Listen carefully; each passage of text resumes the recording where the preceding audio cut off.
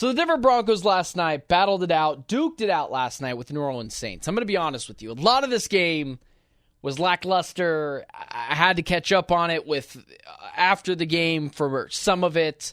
For those of you who don't know, I cover the Phoenix Suns. Suns had a preseason game last night. But I go back to look at things, and I'm keeping tabs on it. I'm flipping back and forth of the channels. It's probably the least amount of Thursday Night Football I've watched all year. Now, that doesn't mean I didn't dissect it. I didn't go back and look at it, highlights, and it's just hard to get me to a television set consistently to watch Spencer Rattler, who looked lackluster at best and was basically running for his life most of this game, and Bo Nix. And that leads me to this. I'm not going to talk too much about the Saints if you're a Hudak guy. This Saints team has a lot of issues. It looks like they peaked in week 2. Everyone was super into Kubiak, and now that high is obviously kind of worn off. The Saints team is in cap hell. They have a lot of issues. They're not going to be able to keep a lot of their players around. They've got so many more issues than just what happened last night. So the Saints, it's going to be a long time rebuilding, and maybe they shouldn't have let Sean Payton, who came marching in last night to New Orleans, in his return to the Saints. Here's what I'll say about the Denver Broncos. And here's why I'm not necessarily buying into the Denver Broncos yet. Because a lot of people are starting to buy into the hype of the Broncos. I did not have them as a playoff team to start the year. I do not feel bad about that prediction. I still feel fine about that prediction. But one of the reasons why I'm not buying into the Denver Broncos, and I guess I should say even more specifically the quarterback for the Denver Broncos and Bo Nix, is I look at some of the quarterbacks that they beat.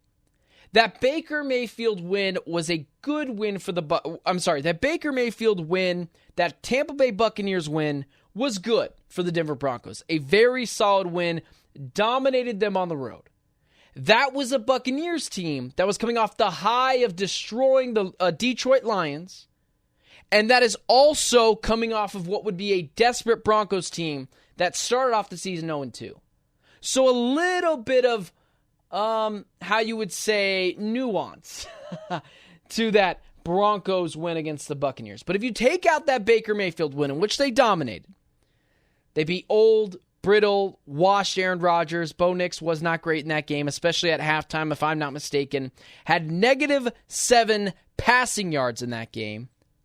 Then you go to their other game where they played the Oakland Raiders and Aiden O'Connell and company. That absolutely wasn't exactly a franchise-defining win for the Denver Broncos.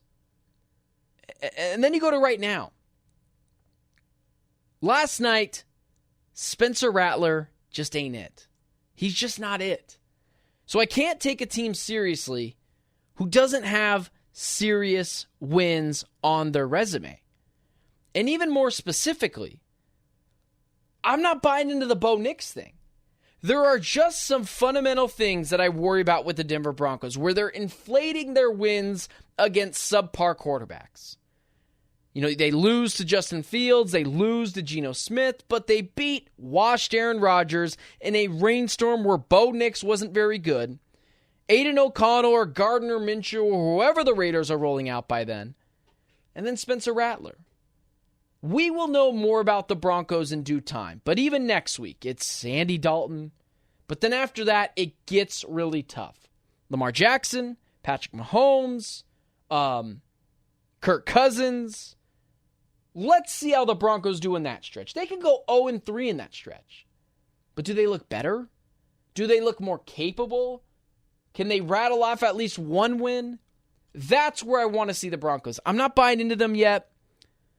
Sean Payton's offense hasn't really changed. It's looked very similar to the offense they were running out last year with Russell Wilson. And in Bo Nix's defense, and in Sean Payton's defense, it's not exactly a bunch of weapons on this offense. They got Vele, who missed a couple of games, but got a bunch of targets in the first 2 games that he played. You got Javonte Williams, who had a good game last night, and for everyone like myself who sat him, is not feeling great about it. Troy Franklin has started to look better, but Bo Nix hasn't showed me anything yet. Even last night against the Saints, 164 yards, no touchdowns, no picks. What he's doing now is just being a better game manager than Russell Wilson was last year, with the ability to be a little mobile. And Sean Payton likes that. This team is not going to go as Bo Nix goes. This team is going to go as Sean Payton goes. He wants ultimate control. This offense is going to look kind of similar to the Kyle Shanahan thing, where a lot of it is going to be dictated on what Sean Payton wants to do. He doesn't want you to get too cute. He doesn't want you to get too crazy in the pocket. He wants you to deliver the ball where it has to go precisely. And Bo Nix does that well. And Bo Nix does that effectively. But there's just nothing of substance in any of the games that Bo Nix has played outside of the Raiders game, where he's been exceptional, where he's had a moment, where he's flashed. So I understand the Broncos 4-3, 3-1 on the road. I just can't buy into it yet. There's no real nuance to this team. They got Patrick Mahomes coming up. They got Lamar Jackson coming up. They got Kirk Cousins coming up. Let me reserve my real, unmitigated, unapologetic opinion about the Broncos then. And I'll come back and I'll say, listen, Bo Nix was awesome if he looked awesome. Or Sean Payton was awesome if he looked awesome. But this offense is predicated on a quarterback that takes care of the football. This offense is predicated on a quarterback getting the ball to where it needs to go and getting the ball out of your hands. Last year, Russell Wilson did that fine, but there wasn't really a scramble ability. And Bo Nix's ability to run does help this team. He had 10 carries last night for 75 yards. But right now, there's nothing that even Denver fans could tell you. Look at what Bo Nix has done to show you that he is going to be a future bright spot for the Broncos. He's been largely a game manager. This team has gone however Sean Payton has gone. The offense doesn't look super creative. It looks very dink and dunk. It looks the same as it did years prior to Russell Wilson, just adding a little bit better of quarterback play. Can Bo Nix get there one day? Maybe. But I'm not going to give the guy the credit for not throwing for a touchdown last night, not rushing for a touchdown last night, and being largely irrelevant all season long outside of the Raiders game where he played well, in which everyone plays well against the Raiders.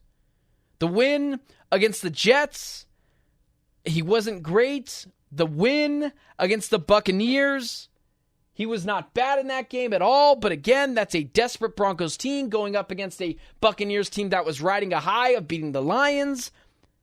I just don't see it yet with Bo Nix. And I'm not going to apologize for having not seen it yet. I'm not ruling it out. I'm not saying he's a bust. But I just think we should pump the brakes on the Bo Nix and Denver Broncos love fest until we can see them go up against real competition. Because wins against washed Aaron Rodgers in a rainstorm where Bo Nix didn't play well, and against Gardner Minshew or Aiden O'Connell, whoever the Raiders are rolling out, and then Spencer Rattler, just shouldn't change your opinion too much on the Denver Broncos. For now, let's just pump the brakes and see what Bo Nix and Sean Payton can cook up. Because so far, it's been a Sean Payton-led team, not necessarily a Bo Nix-led team. And I have to see some flashes of greatness or some flashes of promise sooner rather than later. And we'll see that against the Chiefs, we'll see it against the Ravens, and hopefully we see it against the Falcons. But right now, there's no reason to think Bo Nix is going to be a perennial top 10 quarterback in the NFL for years to come.